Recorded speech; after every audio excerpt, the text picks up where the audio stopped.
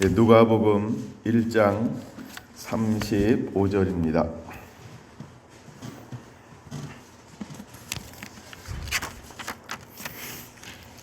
우리 한 목소리로 함께 봉독하겠습니다.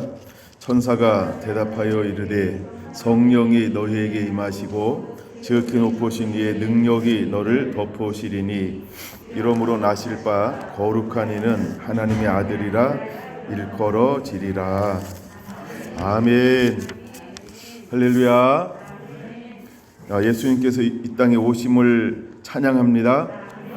오늘 함께 성탄을 기념하며 예배하는 여러분들을 주님의 이름으로 환영합니다. 그리고 함께하지 못하고 우리 인터넷으로 함께하는 우리 식구들도 환영합니다. 할렐루야. 오늘은 다윗의 장막 45번째이고요. 그 다음에 소제목으로는 능력이 너를 덮으시리니, 이런 제목으로 함께 은혜를 나누겠습니다.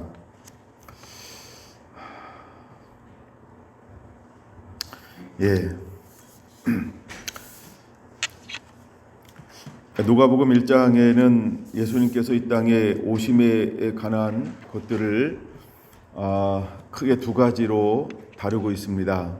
하나는 예수님보다 먼저 오셔서 그 예수님의 오실 길을 예비할 세례 요한이 어떻게 이 땅에 오게 되는가를 다루고 있습니다. 그 다음에 두 번째는 하나님이신 그의 아들 예수님께서 이 땅에 어떻게 오시는가를 다루고 있습니다. 근데 누가복음 1장에는 이 두 분의 오심이 전부 기적입니다. 표적입니다. 이적입니다. 신비한 겁니다. 하나님은 특별한 방법을 택하셨는데 상식을 초월하는 방법을 택하셨습니다. 근데 세례 요한이 이 땅에 오시는 것도 예언되어져 있는 것이고, 예수님께서 이 땅에 오심도 예언되어져 있는 것이고, 근데 예수님께서 이 땅에 오시는데 어떻게 오실까? 37절은 이렇게 말합니다. 대저 하나님의 모든 말씀은 능하지 못하심이 없느니라. 하나님의 말씀은 능하지 못하심이 없느니라, 이렇게 말씀하고 있죠. 그런 것처럼 사가랴와 엘리사벳은 나이가 많고 몸이 늙었음에도 불구하고, 누가복음 1장 18절, 그는 늘 하나님 앞에 소망을 갖고 기도를 심어 놓은 곳이 13절에 기록되어져 있습니다. 여러분, 오늘을 우리가 살아가는 우리들에게 중요한 하나의 어떤 그 은혜를 받아야 된다고 한다면 어쩌면 이 13절의 은혜가 우리에게 있어야 합니다.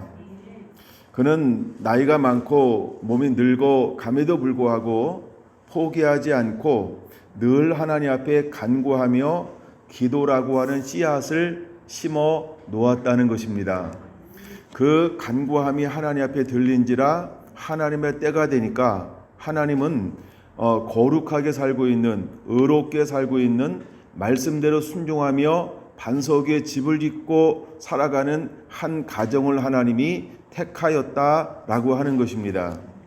근데 이 땅에 세례 요한이 오게 할 때에도 이미 한번 받아냈던 어떤 몸이 아닌, 한 번도 다른 씨를 받아내지 못했던 그 몸을 통하여서 주의 오실 길을 예비하는 구별된 하나님의 사람을 이 땅에 보내셨다라고 하는 것입니다. 그 다음에 두 번째, 하나님께서 하나님의 아들 예수님을 이 땅에 보내기를 원하셨을 때에 하나님은 누구에게 주목했을까? 첫째는 유다의 자손들에게 주목합니다.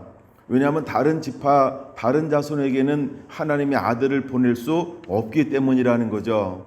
그럼 이것은 어떤 의미가 있냐 하면, 하나님은 오늘날 이제 다시 오시기 위해서 어디를 주목하고 있을까? 하나님은 교회를 주목하신다는 겁니다.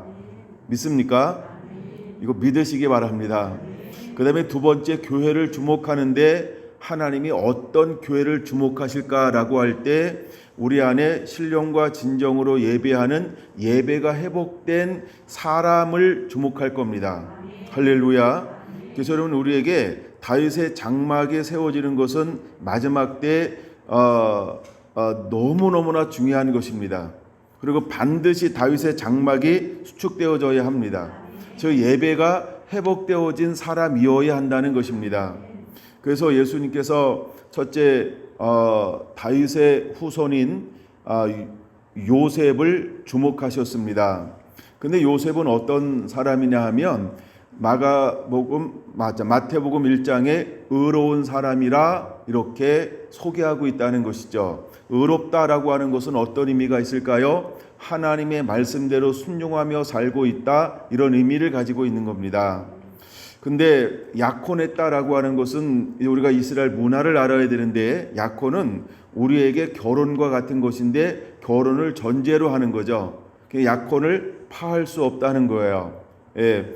그래서 약혼했다라고 하는 것은 결혼과 같은 것인데, 근데 마리아가 요셉과 약혼을 했다는 것입니다. 정혼을 했다는 것입니다.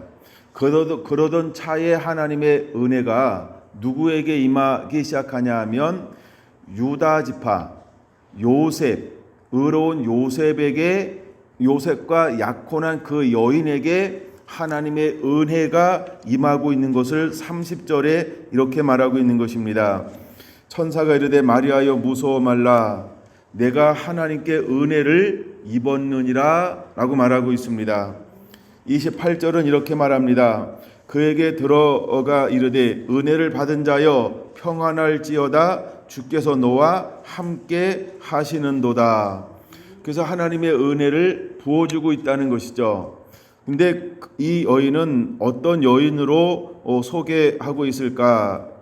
이럴 때 나는 아직 남자를 알지 못합니다 라고 이렇게 자기 자신을 소개하고 있는 것을 볼 수 있습니다.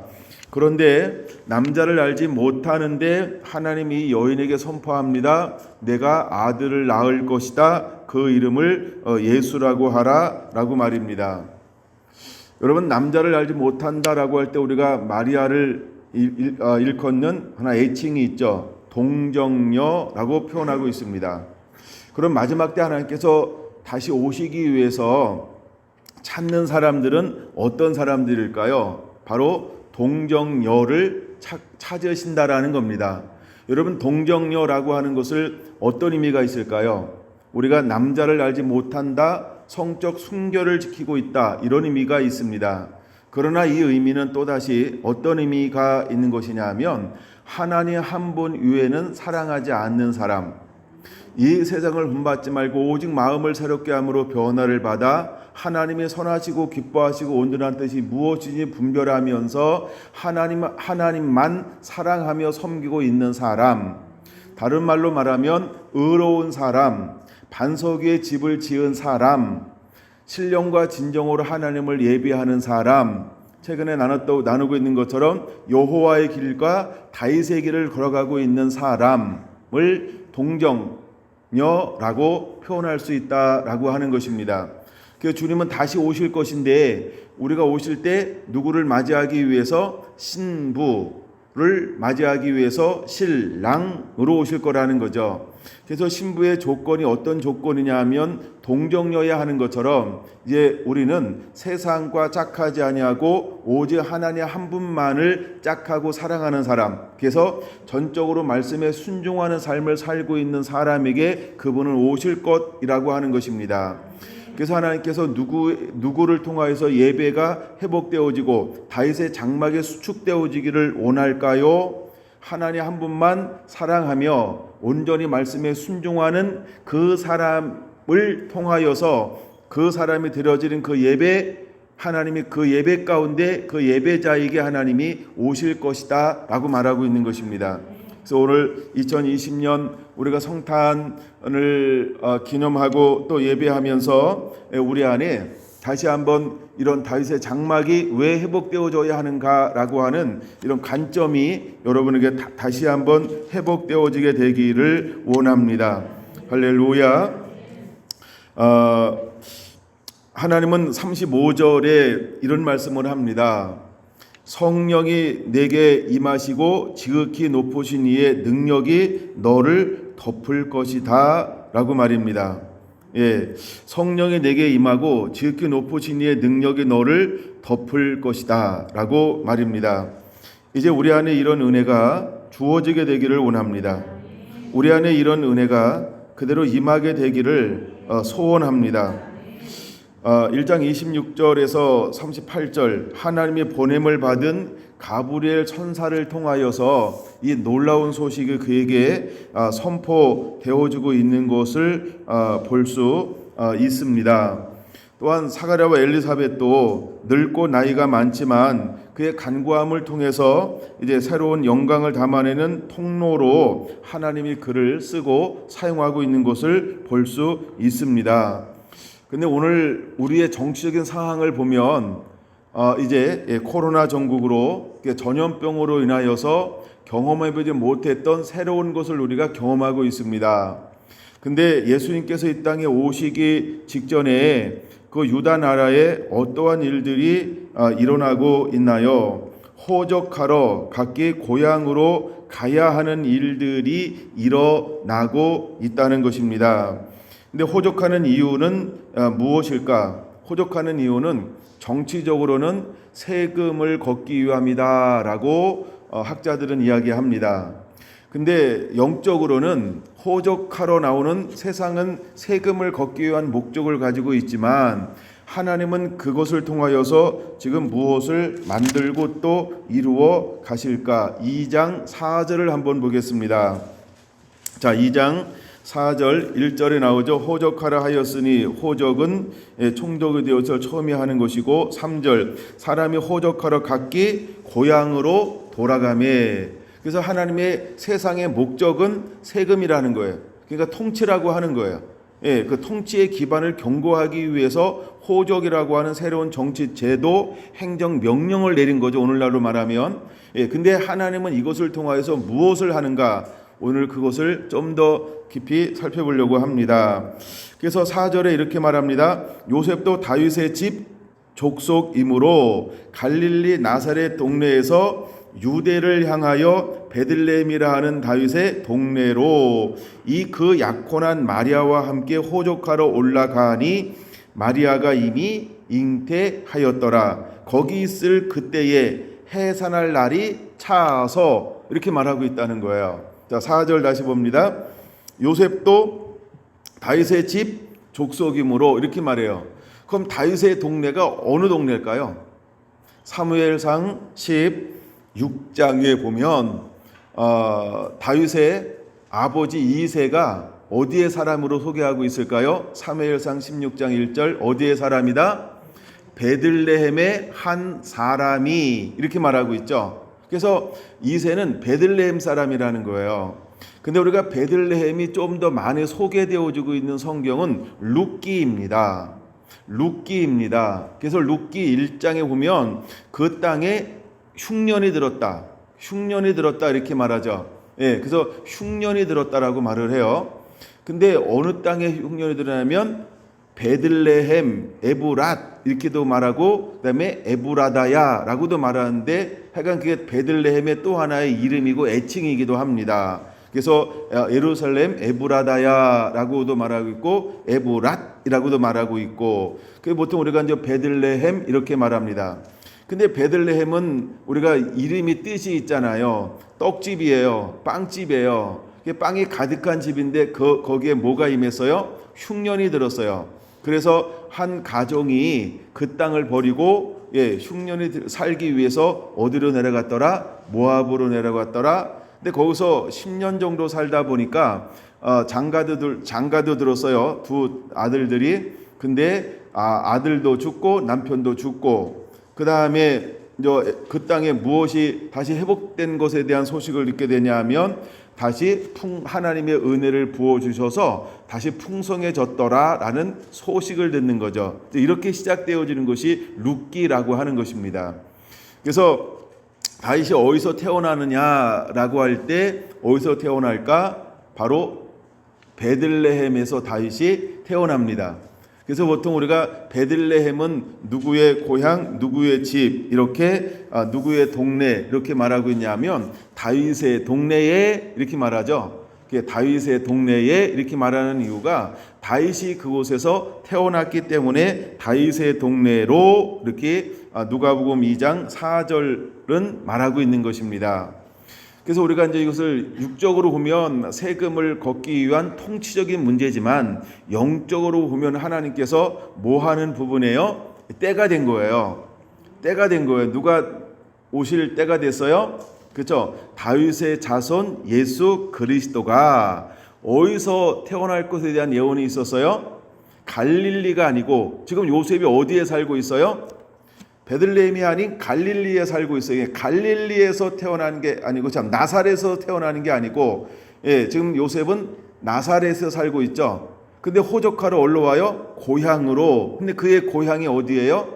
베들레헴. 그래서 그러면 야, 너 출산은 베들레헴 가서 해야 돼 라고 이야기하면 요셉이 이 만삭에 된 여인을 데리고 그 먼 길을 오겠냐 이거예요. 그렇죠? 그러니까 어떤 사항을 만들어요? 강제적으로 호적하라는 상황을 만들어 버려요. 그래서 내려오지 않을 수밖에 없는 환경을 만드는 거죠. 때때로 여러분 우리에게 핍박이나 박해나 여러 가지가 일어날 수 있어요. 그렇죠? 근데 내게 보면 굉장히 불편한 거죠. 또 왜 여기서 하면 안 돼? 이렇게 할 수도 있죠. 근데 명령이 어떤 명령이 내렸어요? 고향에 가서 하라. 다 이렇게 이제 다 고향으로 다 가서 호적하기라는 행정명령이 내렸어요. 그래서 그 행정명령을 따라서 어떻게 하는 거예요? 그렇죠? 그 명령이 마치는 기간 안에 뭐 한 거예요? 와서 이런 의미가 있죠. 그래서 그가 나사렛에서 살다가 고향인 베들레헴으로 온 이유가 여기에 있다는 거예요. 그러니까 우리가 외부적인 환경으로 볼 때는 불편함이다. 다음 여러 가지가 의미가 있다 이런 걸 말씀드린 거고, 그러나 하나님은 지금 그 환경을 통해서 사회 정치 체계를 통해서 하나님은 뭐 하고 계신 거예요? 하나님의 언약, 하나님의 약속, 하나님의 계획, 하나님의 섭리를 하나님은 뭐 하시는 거예요? 만들어 가고 있다는 것을 우리가 깨달아야 하는 것입니다. 때때로 우리가 약간 불편함이 있어도 우리가 이제 돌아온 주일날은 더 많이 모일 수가 없어요. 여러분 나중에 다시 제가 말씀드릴 때 좀 그대로 따라주시면 그래도 좀 더 덜 불편하지 않을까 그런 생각을 한번 해봅니다. 그래서 내려왔다는 거예요. 이 내려옴을 통해서 하나님은 무엇을 하기 시작하는가를 좀 더 한번 살펴보려고 합니다. 원래 베들레헴은 떡집이라는 의미가 있죠. 우리가 빵집이다 이런 의미가 있어요.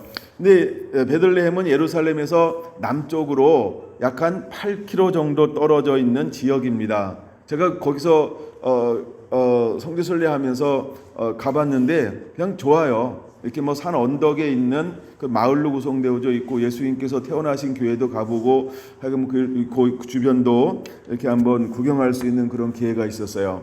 보통 거기는 해발 770m의 언덕에 위치해 있습니다. 그리고 그 지역은 굉장히 비옥한 지역이에요. 그래서 볼이나 밀이나 아주 목축을 하기에 아주 좋은 지역입니다. 그 다음에 비옥한 언덕들로 계곡들로 이루어져 있고요. 무화과나 올리브나 포도밭 같은 것들이 굉장히 활성화됐다. 이렇게 하여간 풍성한 소출을 얻을 수 있는 지역 중에 하나가 베들레헴이라고 하는 그런 지역이기도 합니다. 자, 그런데 이제 성경을 몇 군데 찾아볼 거예요. 미가서 5장 2절을 한번 보겠습니다. 미가서 5장 2절. 미가서 5장 2절은 이 부분을 뭐라고 이야기하고 있을까? 베들레헴 에브라다야, 너는 유다 족속 중에 작을지라도 이스라엘을 다스리는 자가 내게서 내게로 나올 것이라.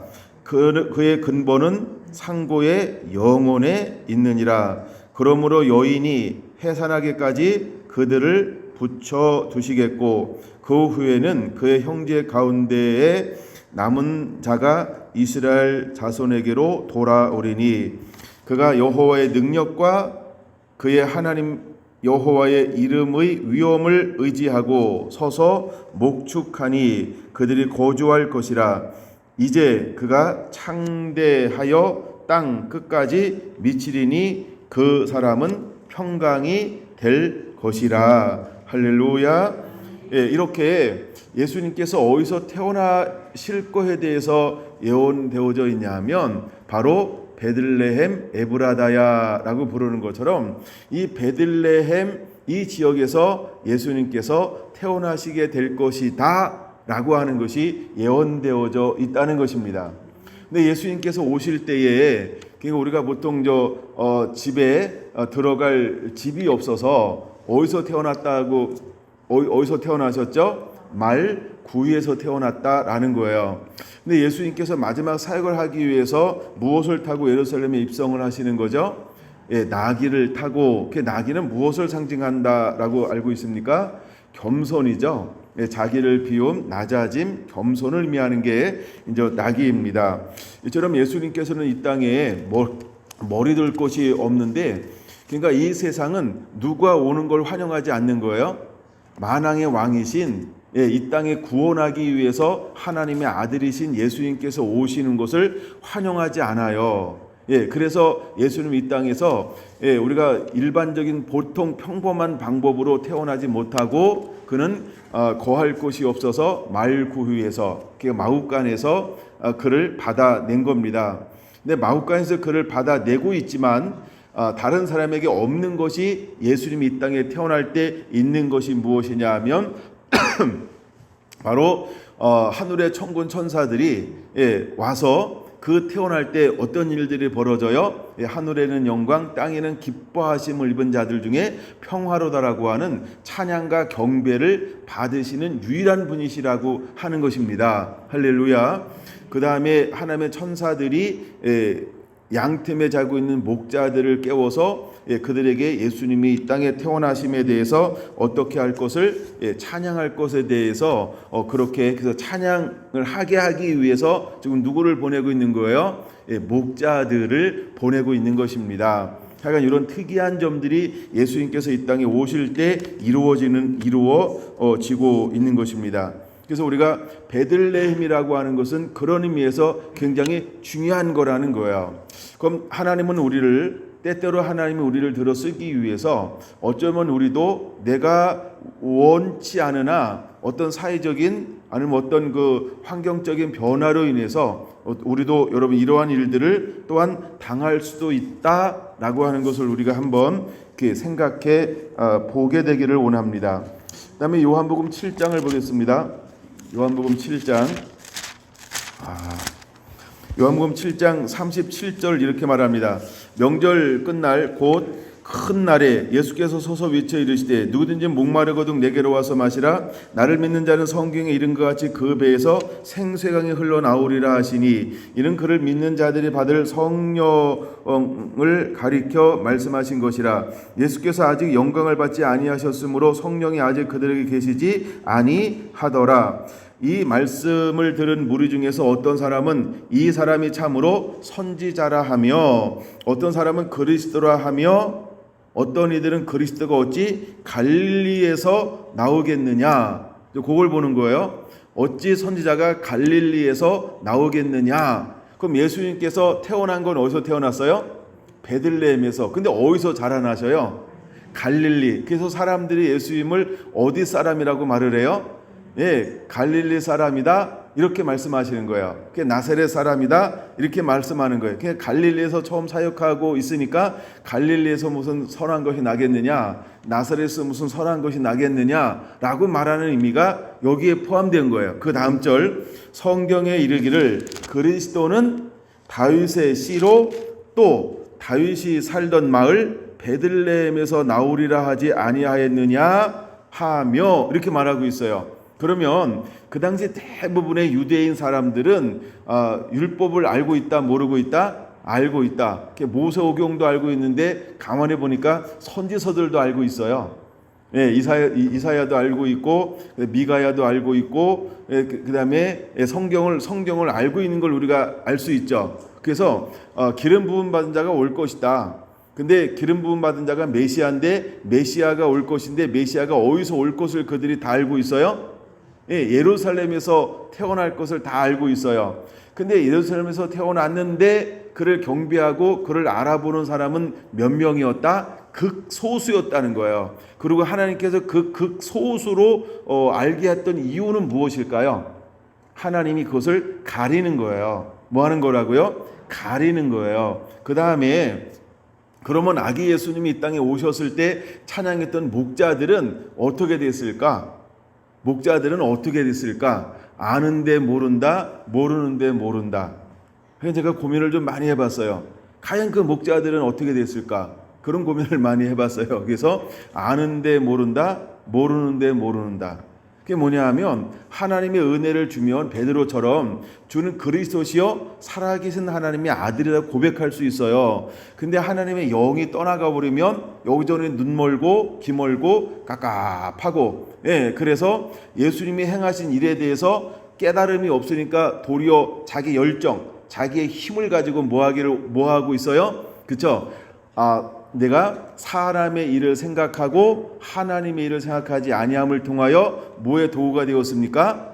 그렇죠? 하나님의 일을 가로막는 사단이 쓴 도구가 되었던 것처럼, 그래서 아는 게 모르고 모르는 게 모르다. 하여간 그런 결과를 경배했던 목자들에게도 일어났어요. 근데 마지막 때 이제 주 오심을 예비한 사람들은 아는 게 모르고 모르는 게 모르는 것이 아니고요. 이제는 아는 게 아는 자가 될 것입니다. 그래서 반드시 우리에게 일어나는 것 중에 하나가 뭐냐 하면 계시의 영이 임합니다. 하나님의 성령이 임합니다. 하나님의 은혜가 임합니다. 그래서 우리의 눈이 밝아지게 될 것입니다. 그래서 하나님을 아는 자가 될 것입니다. 예수님을 아는 자가 될 것입니다. 시세를 분별할 줄 아는 자가 될 것입니다. 그래서 마지막 때 예배하는 사람들에게 하나님께서 무엇을 부어주냐 하면, 지난번 설교가 굉장히 중요한데 아삽은 하나님이 뭐라고 또 기록하고 있다고요? 성견자라고 기록하고 있는 것처럼 마지막 때 하나님을 예배하는 다윗의 장막이 회복된 사람은 하나님께서 예배를 통해서 무엇을 허용해 줄까요? 그렇죠. 영의 눈이 열리게 할 것입니다. 할렐루야. 그래서 계시의 눈들이 열릴 것입니다. 하나님의 말씀을 부어주게 될 것입니다. 때를 분별하게 할 것입니다. 그래서 하나님의 은혜를 입어서 그 시대가 어떻게 이루어지는지를 영으로 아는 사람들이 어디 가운데서 하나님을 세울 거냐면 회복된 예배자들을 통하여 하나님이 그것을 세울 거라는 것입니다. 여러분에게 그런 은혜가 그대로 일어나게 되기를 원합니다. 할렐루야. 예, 더 나가서 다시 이제 누가복음 2장으로 넘어오겠습니다. 누가복음 2장 12절은 뭐라고 하고 있나요? 너희가 가서 강보에 쌓여 구유에 뉘어 있는 아기를 보리니 이것이 너희에게 뭐가 되리라? 표적이 되리라. 이렇게 말씀하고 있어요. 예, 표적이 되리라 라고 말하고 있습니다. 10절 천사가 이르되 무서워하지 말라. 보라, 내가 온 백성에게 미칠 큰 기쁨의 좋은 소식을 너희에게 전하노라. 오늘 다윗의 동네에 그러면 그 마을 이름이 어디예요? 베들레헴이죠. 예, 베들레헴에 너희를 위하여 구주가 나셨으니 곧 그리스도 주시니라. 천사가 와서 목자들에게 이 모든 것에 대한 것을 그렇게 밝히 말합니다. 예, 그런데 목자들이 찬양할까요? 하지 않을까요? 목자들이 찬양을 할까요? 찬양을 하지 않을까요? 시간을 길게 할 수 없어서 넘어갑니다. 찬양을 합니다. 20절에 기록되어져 있어요. 20절 한번 볼게요. 목자들은 자기들에게 이르던 바와 같이 듣고 본 그 모든 것을 인하여 하나님께 영광을 돌리고 찬송하며 돌아가니라. 할렐루야. 여러분, 예수님께서 이 땅에 오셨을 때 그 자리에서 선포되어지고 회복되어지는 것 중에 하나가 무엇인지 아십니까? 바로 예배라고 하는 것입니다. 여기서 단순히 영광 돌리고 찬송하며 돌아갔다라고 하는 이 말은 그냥 찬송을 했다 이런 의미가 아니고 무엇이 회복되어지는 거예요? 그렇죠? 하나님이 받으시는 예배의 회복이라고 하는 것입니다. 할렐루야. 자, 15절 볼게요. 15절. 천사들이 떠나 하늘로 올라가니 목자가 서로 말하되 이제 베들레헴으로 가서 주께서 우리에게 알리신 바 이 이루어진 일을 보자. 할렐루야. 그럼 여러분, 이 목자들은 어떤 목자들일까요? 그렇죠? 그 시대에 하나님이 쓰시는 목자인데, 깨어있는 목자인데, 하나님의 말씀대로 행하고 있는 목자인데, 여기서 의롭다라고 하는 표현은 하지 않았지만 이 사람들은 어떤 삶을 살고 있었을까? 그래서 저는 말씀에 순종하고 있는 목자들 이렇게 표현하고 싶다는 거예요. 그래서 이것을 보고 나서, 근데 천사는 뭐라고 말했어요? 다윗의 동네에 이렇게 말했단 말이에요. 그렇죠? 근데 제자들은 다윗의 동네로 가자 이렇게 말하지 않고 어디로 가서? 베들레헴으로 가서 이렇게 말해요. 그러니까 그 시대에 다윗의 동네라고 하는 것은 결국 어디를 부르고 있는 거예요? 예, 베들레헴이라고 한 걸 누구나 다 알고 있다는 거예요. 그러니까 베들레헴은 다윗이 태어난 도시야. 근데 다윗의 동네야. 근데 이 다윗의 동네에서 누가 날 것이다? 메시아가 올 것이야. 하나님의 아들이 오실 거라고 하는 걸 다 알고 있었다라고 하는 거예요. 아는 거랑 실제로 현상이 날 때 믿는 거와 약간 차이는 있어요. 근데 그 중에 누가 이것을 그대로 믿냐 하면 목자들이 그대로 이것을 믿고 찬양하고 있는 것을 볼 수 있습니다. 이처럼 우리 안에 무엇이 회복되어져야 할까요? 이제는 예배가 회복되어져야 한다는 겁니다. 하나님의 목자들을 들어 쓰는 이유가 어디 있냐라고 할 때 그들은 예배하는 사람들이라는 거예요. 그래서 하나님께서 그 목자들을 깨우는 거예요. 다른 사람을 깨우지 않고 거기 소수의 목자들, 8절에 그 지역의 목자들이 밤에 밖에서 자기 양떼를 지키더니, 그럼 우리가 오늘 이때에 어떤 목자가 되어야 할까? 우리가 어떻게 하나님을 섬기고 있는 사람이 되어야 할까라고 할 때 8절에 하나의 힌트가 되어져야 한다는 것이죠. 여러분, 그 목자들이 뭐하고 있다고요? 밤에 밖에서 자기 양떼들을 지키더니, 할렐루야. 그럼 이것은 요한복음 10장에 말하면 어떤 목자일까요? 선한 목자죠. 선한 목자죠. 예, 선한 목자죠. 왜? 양을 지키고 있다 이 말입니다. 예, 사꾼이 아닌 선한 목자인 것을 볼 수 있죠. 그러면 양과 함께 호흡하고 있어요. 양과 함께 더불어서 함께 있다는 거예요. 그러니 목자가 하는 일이 뭐냐 하면 인도하고 지키는 거예요. 예, 막대기와 지팡이가 있는데, 근데 지키더니 주의 사자가 곁에 서서 주의 영광이 그들을 두루 비침에, 그 영광이 그들을 두루 비쳤다. 이 말은 앞에서 말하는 사가랴와 엘리사벳, 그 다음에 마리아와 요셉에게 하나님께 무엇이 임했다? 은혜가 임한 것처럼 하나님의 은혜가 임했다라고 하는 겁니다. 그래서 하나님의 은혜가 임하니까 그 목자들이 어떻게 반응을 합니까? 네, 그대로. 그래서 천사들이 올라가니 15절 목자가 서로 말하되 이제 베들레헴으로 가서 주께서 우리에게 알리신 바 이 이루어진 일을 보자 하고 그들이 딴 데로 가요. 바로 순종해서 행동으로 옮겨요. 할렐루야. 그게 숨은 비밀이라는 것입니다. 그래서 깨어있다라고 하는 걸 보여주고 있는 거죠. 그래서 여러분, 우리는 이제는 24시간의 한 조각, 이 타임을 여러분들이 이제는 예배하는 자로 그 예배의 삶을 살아내게 되기를 예수님의 이름으로 축원을 드립니다. 자, 그 다음에 빨리 가서 쭉 아기 예수를 봤어요. 그랬더니 17절 보고 천사가 자기들에게 이야기한 이야기에 대하여 말한 것을 그대로 이제 그 부모에게 전하였어요. 듣는 자가 다 목자들이 그들에게 말한 것을 보고 놀랍게 여기더라 하면서 마리아는 마음속에 그것을 생각하고 간직하고 있어요. 근데 20절 목자들 자기에게 이르던 바와 같이 듣고 본 그 모든 것을 인하여 어떻게 했어요? 하나님께 영광을 돌리더라. 그럼 좀 잘 보세요. 이 목자들은 도마의 믿음을 가졌을까요? 베드로의 믿음을 가졌을까요? 보지 않고 믿는 믿음을 가진 거예요. 그렇죠? 그래서 보지 않고 믿는 믿음이 더 큰 믿음이라고 오늘도 하나님은 우리에게 찾아오셔서 말씀하기를 원하신다는 겁니다. 여러분 이제는 보지 않고 믿는 자가 되기를 예수님의 이름으로 축원합니다. 그래서 목자들은 천사들이 깨웠어요. 그런 그 아무나 하나님이 깨우진 않겠죠. 그러니까 목자가 어떤 사람이다? 그는 다윗의 장막이 회복된, 예배가 회복된 예배자의 삶을 살고 있는 목자였던 것들을 우리가 볼 수 있는 거예요. 그래서 하나님이 말씀하시면 그 자기의 모든 견해를 내려놓고 그대로 순종하기 위해서 준비되어져 있는 심령을 가진 사람이라고 한 걸 우리에게 보여주고 있는 거예요. 여러분, 우리가 자기 것이 없어야 합니다. 자기 고집이 없어야 합니다. 우리가 완고하지 않아야 할 줄로 믿습니다. 너무 학문에 깊이 빠지지 않게 되기를 원합니다. 주님이 말씀하시면 그대로 순종하고 행동을 할 수 있는 준비가 되어져 있는 하나님의 사람이 되기를 예수님의 이름으로 부탁을 드립니다. 할렐루야. 27절 보겠습니다. 누가복음 2장 27절입니다. 자, 성령의 감동으로 성전에 들어가매 마침 부모가 율법의 갈례대로 행하고자 하여 그 아기 예수를 데리고 오는지라. 자, 예수님께서 이제 성령의 이거 시몬이죠. 성령의 지시함을 받고 성령의 감동하심을 받아 성전에 딱 들어갔어요. 근데 시몬이 누구를 만나고 있어요?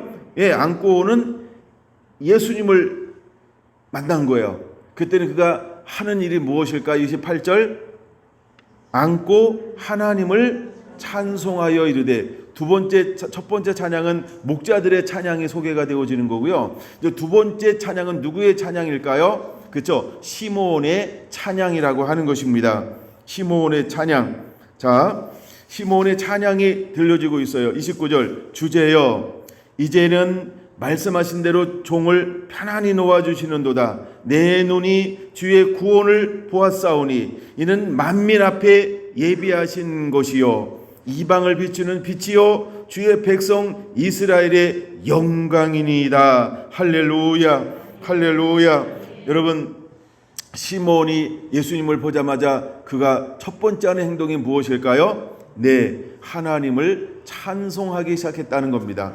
여러분, 시몬은 거기서 위로를 기다리면서 성령이 늘 그 위에 머물르는데 시몬은 어떤 삶을 살아내고 있었습니까? 그렇죠. 무너졌던 다윗의 장막이 회복된 예배자의 삶을 살고 있는 사람이 누구였다? 시몬이었다는 겁니다. 여러분, 한나가 어떤 삶을 살아내고 있는 걸까요? 그는 예배가 회복된 예배자의 삶을 살고 있었다라고 하는 것입니다. 할렐루야. 여러분, 그러면 이 사람들의 공통점이 있다라고 하는 거예요. 예수님께서 이 땅에 오셨을 때 그분을 맞이하기 위해서 예비되고 준비된 한 사람들의 공통점이 무엇이었다? 그렇죠. 회복된 예배자였다는 것입니다. 예배가 회복되어져 있었다라고 하는 것입니다. 그러니까 다시 오실 예수님을 맞이하기 위해서 우리 안에 절대적으로 중요한 것이 있다. 그것이 무엇일까요? 예배자이어야 한다는 것입니다.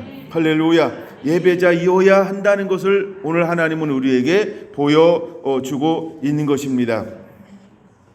자, 다윗의 장막의 회복의 한 부분을 우리가 볼 수 있는 거죠. 자, 32절 보세요. 이방을 비추는 빛이요 주의 백성 이스라엘의 영광이니이다. 여러분, 이게 무엇의 회복일까요?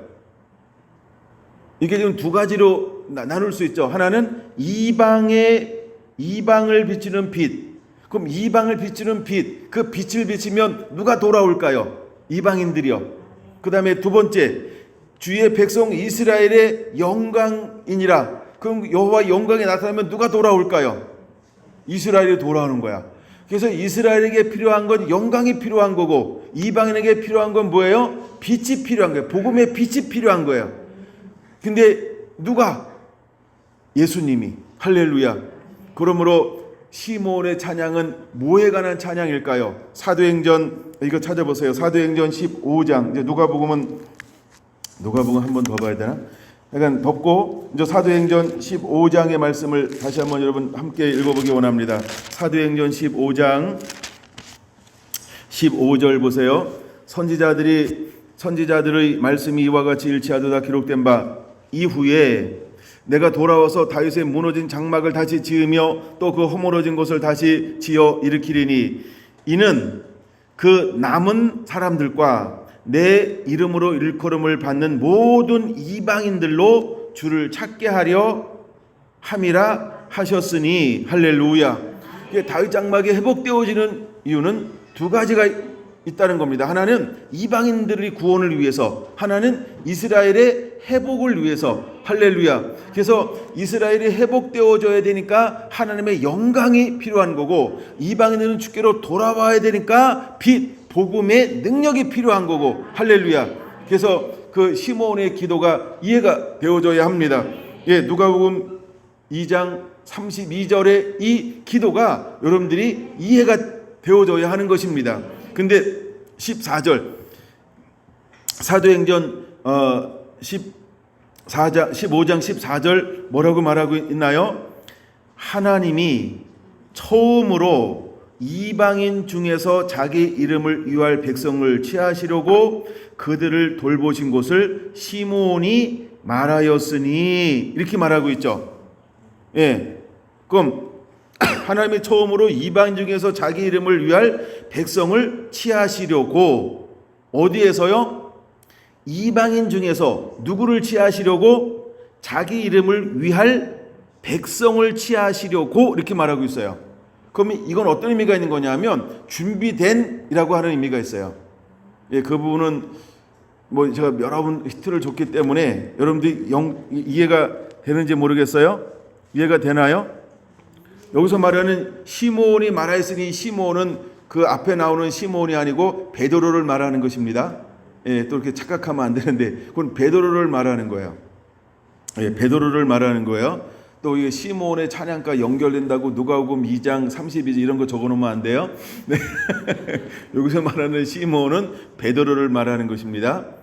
근데 하나님이 이것을 통해서 뭘 하고 싶은 것이냐라고 할 때, 하여간 초점은 이방인과 예루살렘이 돌아오게 될 것에 대해서 말씀을 하고 있다는 거예요. 근데 이 말씀이 어디에 있는 것을 인용하고 있는 거예요? 아모스 9장을 다시 보겠습니다. 예, 아모스 9장 11절. 그날에 내가 다윗의 무너진 장막을 일으키고 그것들의 틈을 막으며 그 허물어진 것을 일으켜서 옛적과 같이 세우고 그들이 에돔의 남은 자와 이스라엘 자와 내 이름으로 일컫는 만국을 기업으로 얻게 하리라. 이 일을 행하시는 여호와의 말씀이니라. 여호와의 말씀이니라. 보라, 날이 이를지라. 그때 파종하는 자가 곡식 추수한 자의 뒤를 이으며 포도를 밟는 자가 씨 뿌리는 자의 뒤를 이으며 산들은 단 포도주를 흘리며 작은 산들은 녹으리라. 내가 내 백성 이스라엘의 사로잡힌 것을 돌이키리니 그들이 항폐한 성읍을 건축하여 거주하며 포도원을 가꾸고 그 포도주를 마시며 가원들을 만들고 그 열매를 먹으리라. 내가 그들의 땅에 심으리니 그들이 내가 준 땅에서 다시 뽑히지 아니하리라. 내 하나님 여호와의 말씀이니라. 이 말씀이 어떤 말씀이라 그랬어요? 마지막 때 대부흥과 대추수의 근간이 되는 말씀이라고 하는 거예요. 무엇이 회복되어지면, 다윗의 장막 예배가 회복되어지면, 할렐루야. 그러면 이 다윗의 장막이 수축되고 회복되어지는 이때에 이스라엘 가운데 나타나는 현상 중에 하나가 무엇인가? 그 현상 중에 하나가 무엇일까요? 말씀을 듣지 못한 기갈의 현상이 일어난다는 겁니다. 그렇죠? 그럼 여러분 오늘날 잘 보세요. 오늘 이 시대를 많은 사람들은 뭐라고 표현하고 있을까요? 말씀을 듣지 못한 기갈을 실제로 느끼고 있는 시대가 이 시대다, 이렇게 말하고 있어요. 여러분 그 느낌이 오는지 모르겠어요? 물론 제 것만 듣는 분들은 잘 모를 겁니다. 그러나 우리가 전 세계를 보고 한국을 보고서 늘 볼 때 이 시대를 어떻게 우리가 부르고 있냐면, 참 말씀도 많이 있지만, 여러분 유튜브를 찾으면 굉장히 많이 있는 것처럼 보이지만 뭐라고 표현하고 있어요? 말씀을 듣지 못한 기갈의 시대에 우리가 살고 있다. 이렇게 이 시대를 지금 정의하고 있다는 거예요. 근데 말씀을 듣지 못한 기갈에 정의하는 그 시대가 아모스 시대예요. 또 말씀을 듣지 못한 기갈의 세대가 예수님이 오셨던 그 시대예요. 또 말씀을 듣지 못한 시대가 어떤 시대예요? 사도 바울이 일어나서 이방인들을 향해 복음을 전파할 때 실제로 그랬어요. 그래서 누가 방해해요? 유대인들이 방해하는 거예요. 왜? 그들은 말씀을 듣지 못한 기갈의 현상이기 때문에 깨닫지 못합니다. 그래서 이방인들이 듣고 기뻐하며 주께로 돌아오더라라고 기록하고 있는 거예요. 근데 아모스서에서는 8장 11절에 이렇게 말하고 있죠. 주 여호와의 말씀이니라. 보라, 날이 이를지라 내가 기근을 땅에 보내리니 양식이 없어 주림이 아니며 물이 없어 가람이 아니요 여호와의 말씀을 듣지 못한 기갈이라. 기근을 누가 보내신다고요? 기근을 누가 허용하신다고요? 교회 안에 기근을 누가 허용할까요? 그 시대의 기근을 누가 허용할까요? 그럼 왜 기근을 허용할까요? 왜 기근을 허용할까요? 진짜와 가짜가 분별하기 위함이라는 거예요. 왜 예배를 드리지 못하는 이런 환난이 우리에게 허용할까요? 하나님이 진짜와 가짜를 분별해내는 방법입니다. 이제 진짜와 가짜가 분별되어질 것입니다. 예배가 편하다. 이렇게 예배해도 돼. 이제 우리 코로나 끝나면 이렇게 할 거라고 많은 것을 쏟아내고 있습니다. 그러나 이것은 사람들의 많은 부분이 여러 가지가 있지만 또 하나님은 이것을 통해서 무엇을 보기 원할까요? 기근이 오게 할 겁니다. 기근이 올게 할 겁니다. 기갈이 실제로 오게 될 겁니다. 그러면 진짜는 뭐 하게 될까요? 기갈함을 느낄 것입니다. 목마름을 느끼게 될 것입니다. 배고픔을 느끼게 될 것입니다. 만약에 이렇게 함에도 불구하고 다른 형태의 예배가 이제 전 세계적으로 모든 교회들마다 이루어졌을 때 배고파하지 아니하면, 기간이 없다고 한다면, 목마름이 없다라고 한다면 우리의 실체가 무엇인지를 스스로 진단해야 할 것입니다. 여러분, 이거 굉장히 중요한 거예요. 여러분들이 그것을 깨달아야 할 줄로 믿습니다. 그래서 다윗의 장막이 회복되어지는 그때는 어떤 시즌이라고요? 말씀의 기갈이 실제로 사회 가운데 일어나고 있는 그 시대입니다. 그래서 좀 더 볼까요? 말씀을 12절 보세요. 사람이, 아모스 8장 12절, 사람이 이 바다에서 저 바다까지 북쪽에서 동쪽까지 비틀거리며 여호와의 말씀을 구하려고 돌아다녀도 얻지 못하리니. 아무리 사방을 다녀고 외국을 다녀봐도 이 갈망함을 채울 수가 없어요. 여러분, 오늘 한국에도 가난한 성도들이 점점 늘어나고 있답니다. 그 이유 중에 하나가 물론 교회가 여러 가지 좋은 것도 있고 안 좋은 것도, 이런 것이 드러나고 있는 것 때문이기도 합니다. 또 하나 이유는 뭐냐 하면 말씀을 듣고 먹지 못한 기갈 때문에 말씀을 찾아 헤매는 사람들이 실제로 있다는 것입니다. 우리가 양면성을 가지고 있는 거예요. 또 하나 13절 볼까요? 그날에 아름다운 처녀와 젊은 남녀가 다 갈아여 쓰러지리라. 여러분 잘 보세요. 허접한 사람이 아닙니다. 문제투성인 사람이 아닙니다. 상처받은 사람이 아닙니다. 나 목사님한테 상처받았어. 나 교회한테 상처받았어. 이래서 상처 때문에만 되는 게 아니고 13절에 뭐라고 말하고 있어요? 그날에 누가요? 아름다운 처녀가, 아름다운 젊은 남자가 다 갈아여 뭐하고 쓰러지리니. 그럼 그들이 쓰러지는 이유가 뭘까요? 말씀을 듣지 못한 기갈. 그럼 쓰러진다 이 말이 뭐예요? 그렇죠? 그냥 넘어가는 거야. 사단의 괴기에 그냥 넘어가 버립니다. 그래서 마지막 때 우리가 무엇으로 세워야 할까요? 하나님의 말씀이요. 근데 그 말씀은 어디에서 회복되어질까요? 다윗의 장막, 즉 예배가 회복되어지는 그 예배에서만 우리가 무엇을 채울 수 있다는 거예요? 하나님의 영적인 꼴, 그 계시를 거기서만 채울 수 있다는 거예요. 그래서 하나님이 이제 그 찬양하는 자들을 하나님께서 어떤 노래로 하나님을 찬양하게 만들었어요? 신령한 노래로 노래하게 하리니. 그 신령이 뭘까요? 하나님의 메시지라는 거예요. 그 시대의 말씀이라는 거예요. 그 시대에 우리가 살아날 수 있는 영적인 말씀이라고 하는 거예요. 여러분, 오늘 이 성탄절날 우리 안에 이 은혜가 회복되어지게 되기를 간절히 저는 소원하고 원합니다. 할렐루야. 그 다음에 14절도 볼까요? 사마리아에 제단 우상을 두고 맹세하여 이르기를 다나 내 신들이 살아있음을 두고 맹세하노라 하거나 브엘세바가 위하는 것이 살아있음을 두고 맹세하노라 하는 사람들은 엎드러지고 다시 일어나지 못하리라. 그건 여러분 말씀을 듣지 못한 기갈인데 이제 두 종류가 딱 분리가 된다는 거죠. 어떤 사람들은 말씀을 계속 찾아 헤맵니다. 진리를 먹고 싶어 합니다. 정말 예배를 드리고 싶어 합니다. 예배다운 예배, 받으시는 예배, 신령과 진정의 예배, 하나님의 임재가 있는 예배, 영광이 있는 예배, 계시가 있는 예배, 생명이 있는 예배, 그걸 드리고 싶어 합니다. 근데 드릴 것이 없다는 거예요. 근데 수많은 사람들은 뭐 할 거라고 합니까? 14절이요. 타협할 거라는 거예요. 그 한마디로 우상 숭배할 거라는 것입니다. 하나님보다 더 세상을 사랑할 것입니다. 하나님보다 세상을 더 사랑함이 실제로 일어나게 될 거라는 것입니다. 그래서 무엇이 파괴가 될까요? 9장에서는요. 성전이 그래서 파괴가 되기 시작하는 거예요. 이게 여러분들 영적으로 좀 풀어지게 되길 원합니다. 이게 여러분들 영적으로 풀어지게 되길 원합니다. 마지막 때 이런 일이 일어날 거예요. 이미 여러분 코로나로 이것이 시작됐다라고 볼 수도 있어요. 예, 8장과 9장이 이미 실제가 지금 진행되고 있는 거예요. 우리가 몰라서 깨닫지 못하고 지각하지 못하고 있는 것뿐입니다. 이제 깨달아야 합니다. 그러면 그때 하나님께서 무엇을 회복하겠다? 그때에 그날에 11절 아모스 9장 11절 그날에입니다. 그날에 하나님의 그날에 내가 다윗의 무는 장막을 일으키고 그것들의 틈들을 막으며 그 허물어진 것들을 일으켜서 옛적과 같이 세우고 이렇게 말하고 있는 거예요. 여러분 오늘 이 시대에 우리가 소망하고 갈망해야 될 것이 있다고 한다면 무너진 장막이 다시 회복될 것에 대한 여러분들의 목마름이 일어나게 되기를. 그래서 여러분 우리 안에 예배가 회복되어져야 하는 것입니다. 특별히 오늘 우리가 주님의 오심을 기념하고 다시 오실 주님을 기다리면서 우리 안에 가장 기쁜 소식은 무엇이 되어야 할까? 우리 안에 다윗의 장막이 회복이 되어져야 한다는 이 메시지일 것입니다. 여러분 우리는 이것이 회복되어지게 되기를 예수님의 이름으로 축원을 드립니다. 할렐루야.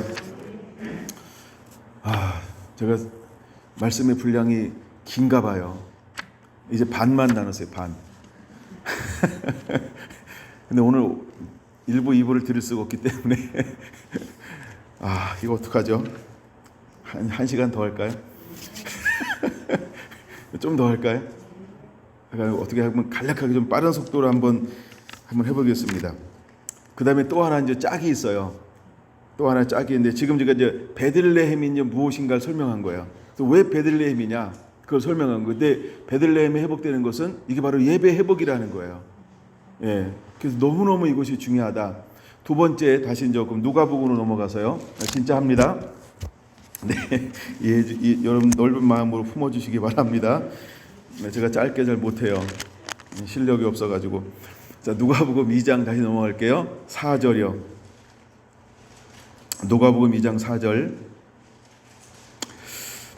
자, 갈릴리 동네에서 이렇게 말하고 있죠. 갈릴리 동네에서 어디로 옮겨요? 예, 베들레헴이라고 하는 동네로 옮겨요. 근데 예수님은 이 땅에 태어났어요. 그리고 나사렛에서 살아요. 그래서 나사렛 예수라고 하는 이제 애칭, 별명을 갖게 돼요. 그 다음에 하나님이 그를 부르셔서 어디로 보내요? 요단강으로 갔어요. 성령을 받기 위해서. 성령 받고 강야로 갔어요. 강야로 갔다가 성령이 이끌려 어디로 올라가세요? 그건 누가복음 4장 보세요. 누가복음 4장에 다 나와요. 자, 예수님께서 세례를 받으셨어요. 2장 21절, 22절 보고 계시죠? 예, 세례 받으셨어요. 예, 그 다음에 4장 1절 성령이 충만하여 어디로 갔어요? 예, 요단강 강야로 갔어요. 강야, 유대 강야. 그 다음에 14절 어디로 갔어요? 4절 누가복음 4장 14절 예수께서 성령의 능력으로 갈릴리에 돌아가시니 이렇게 말하고 있죠. 예, 그냥 갈릴리로 가셨어요. 그럼 갈릴리는 어떤 것인가? 제가 짧게만 설명할게요. 이사야 9장 1절에서 7절 그는 멸시받는 곳이고 흑암이 있는 곳이고 사망이 있는 곳이고 멍해가 있는 곳이고 채찍이 있는 곳이고 막대가 있는 곳이고. 그럼 갈릴리가 어떤 곳인지 제가 몇 번 나눴기 때문에 요 정도 하고 생략하겠습니다. 그런 곳으로 가서 예수님께서 사역하기 시작을 하시는 거예요. 그게 갈릴리라고 하는 것입니다. 그럼 오늘 우리가 복음을 들고 가야 할 곳, 예배가 살아날 곳은 어느 곳일까요? 영적 갈릴리와 똑같다는 거예요. 그럼 여러분 우리가 하나님이 어디로 보낼까요? 그래서 이방인의 빛을 비추라라고 할 때 그 빛은 더욱더 어디에서 비춰져야 할까요? 이방인이요. 이게 이해가 돼야 되는데 하여간 이방인이요. 하여간 그렇게 여러분들 들으시기 바랍니다. 그러면 예수님께서 이제 사역을 감당할 때 성령이 임했어요. 기름 부음이 임했어요. 누가복음 8장 18장 보겠습니다.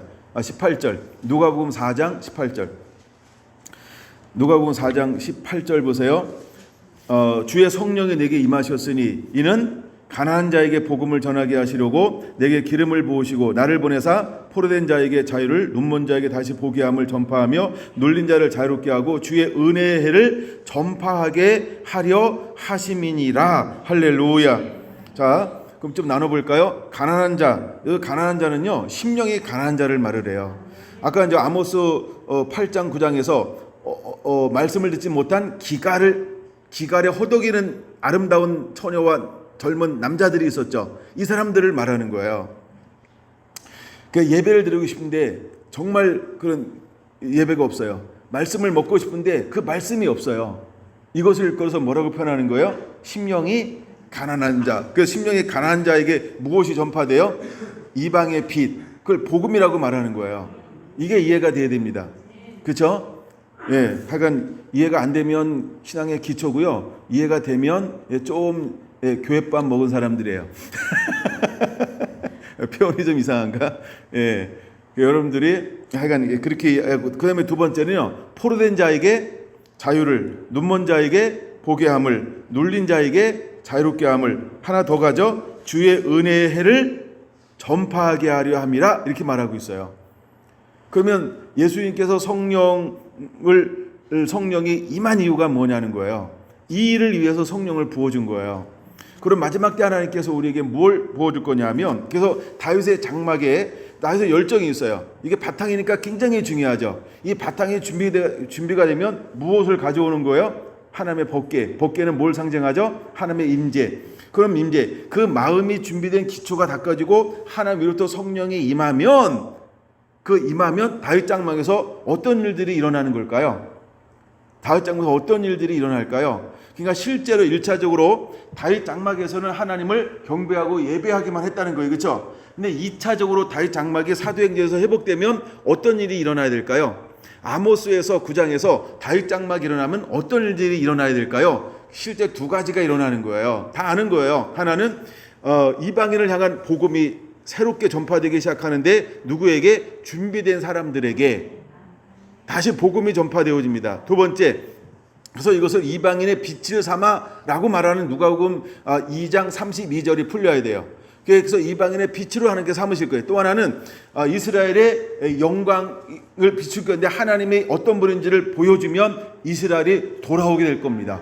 근데 어디에서 이것이 회복되어지는 거예요? 예배 회복이요. 다윗 장막이요. 그러니까 예배 회복이요. 그럼 이것이 그대로 회복될 겁니다. 그럼 예배 회복하는 사람들에게 기본적으로 중요한 게 뭐냐 하면, 예수님에게 성령이 임함을 통해서 사역을 시작했던 것처럼, 제자들 성령이 임함으로 사역을 시작했던 것처럼, 그런 마지막 다윗의 장막을 세우는 사람들의 기본 중에 하나가 뭐냐 하면 하나님의 성령으로 충만함이라는 거예요. 그래서 이것이 그대로 회복되게 될 것을 말씀하고 있는 거예요. 근데 이 말씀이 어디서 인용하고 있나요? 누가복음 4장 18절의 말씀이 어디에 있는 말씀을 인용한 거예요?